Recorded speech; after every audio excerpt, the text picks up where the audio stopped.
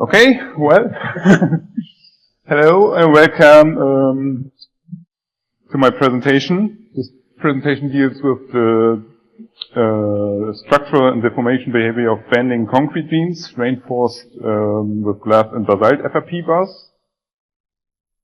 What we did was that we replaced longitudinal reinforcement in concrete beams with basalt and glass FRPs and stressed them purely in bending. But before we start, let's take a quick look to the outline.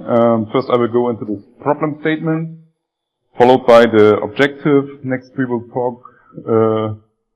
talk about the dimensionation and briefly about the production of the beams. And after then I go into the experiment, the results and the analysis. And finally we have the closing. Yes, let's start with the problem statement. In general, there's no structural design concept for glass or basalt FRPs in Germany. In addition, there's a few experience with regard to the manufacturer and application for such reinforcement. And there's also a wide variety of products and their properties. The design for this work took into account the beam standard, which does not actually apply to FRP, and an approval and a design suggestion. Let's move on to the objective of the work. As already mentioned, the longitudinal reinforcement normally used should be replaced by glass and basalt FRP. Furthermore, different design philosophies should be applied. As I said, the beam standard, an approval and a dimensionation proposal. In addition, the moment of inertia was analyzed as part of the preliminary design. This was used for the simplified design of the deflection. And for steel, the simplified factor for state 2 is 1/4, and for the glass and basalt FRP between 1/8 and 1/15. In general,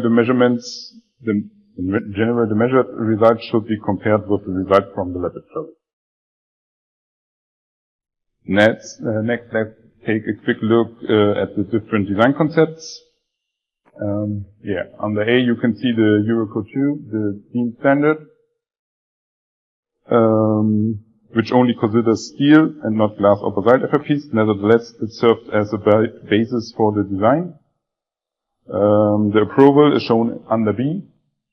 This may only be used for a specific product. In this case, this approval is for glass FRP. But for comparison, it also was used for the design of basalt FRP. And in C, you can see the design proposal. This only applies to basalt rods and was also used for design for glass FRPs. Let's take a quick look on parameters for structural design. First, the limit state was assessed. Secondly, the deformation of cracked and non-cracked concrete was measured. In detail, state 1 versus state 2. And finally, the analysis prediction of crack moment and load-bearing capacity was carried out. Then let us now move on to the description of the experiment, or more precisely to the methodological approach. Step 1 was the selection of the reinforcement materials. The choice fell on glass fiber reinforcement rods, reinforcing steel as a reference group, and basalt fiber reinforced rods.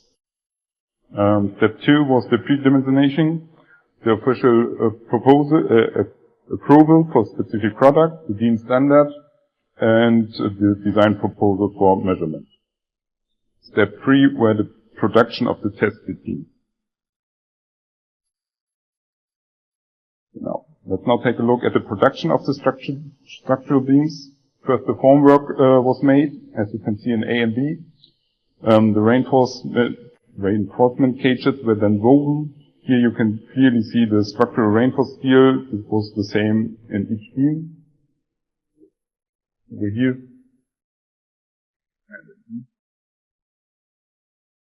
And followed by the aligning the formwork, curing concrete, and concrete curing. And the last step was post-treatment and storage until testing. Let's have a look to the reinforcement pattern and degree of reinforcement. Figure A shows the reference group, a total of 3 beams with 8 steel bars every 10 millimeters were produced. This is type 0. From figure B, 4 beams with 6 bars of glass or basalt reinforced each were produced. This is type 1A and type 2A. And figure C, 2 beams with 2 rods of diameter 12 each were produced. This is type 1B and 2B. And figure D shows 2 beams with 3 bars of diameter 16 each were produced. This is type 1C and type 2. Let us return to the methodological approach. Step 4 was testing the beams. We tested the hardened concrete test at cubes and cylinders, the compressive strength and the modulus of elasticity, and the fresh concrete tests for slump, spike density, and air void content. But the main test parameters were the force, the flexion, and the cracking of the structural beams. In step 6 we had the data analysis, and in step 7 the final analysis. The following slides show the experimental setup. You can see the displacement transmitters for the deflection measurement at the end and the middle of the beams from different views. We have the north view, the south view, the east view, and the center section. So now we come to the results and analysis. To assess the validity of equation 1 and to analyze the measured deflection in comparison to the prediction values at the design load, the analytical deflection for various C factors are listed in the table shown. It can be seen that the actual measurement for type 0 beams match the standard prediction with C1/4 considerably well. And for type 1A, the measured values were compatible with the prediction for the values of C ranking between 1/4 and 1/8, which also the case for the type 1C beams. While the under-reinforced type 1B beams match the prediction values based on C1/15. Same for type 2 beams, but for smaller C factors. The deflection measurement for type 2A and type 2C beams matched prediction values that were determined based on C values ranking between 1/8 and 1/15, while the under-reinforced type 2 beams measured deflection beyond the predicted values based on C1/15. The deflection for the different types can be seen in the following graph.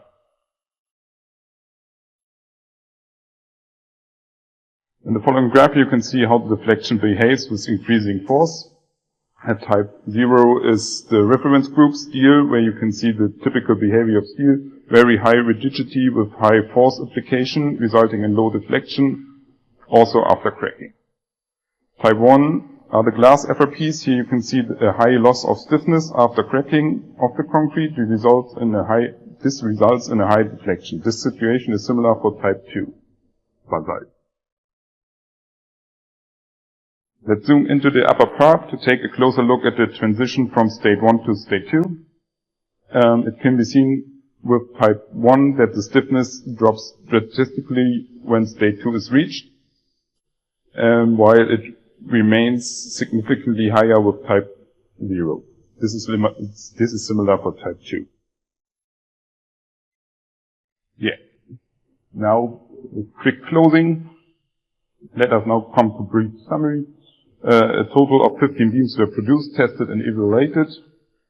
A distinction was made between a reference group, steel, and test groups with glass and basalt FRPs. The beams were tested until failure, and the structural response was continuously monitored. Measured were the force, deflection, deformation, and the rebar slip. Finally, the design predictions were compared with the laboratory measurements and evaluated. Yeah. In conclusion, it can be it can be stated out. On the hand, the serviceability limit state determines the structural design. Overall, more material is required compared to steel. Furthermore, the stiffness of the reinforcing material has a notable influence on the structural behavior. Another point to note is that the simplified deflection prediction can be applied using the correct conversion factors. And it can also be said that FRP rods are a real alternative to steel reinforced components in some areas. Finally, it should be noted that the specific material properties must be taken into account in future design concepts.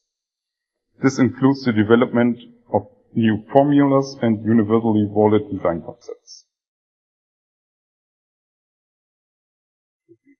Video, but not working. So, thank you, and if you would like to find out more about the rods used here, I can highly recommend the presentation by my colleague Ms. Martins tomorrow. Thank you.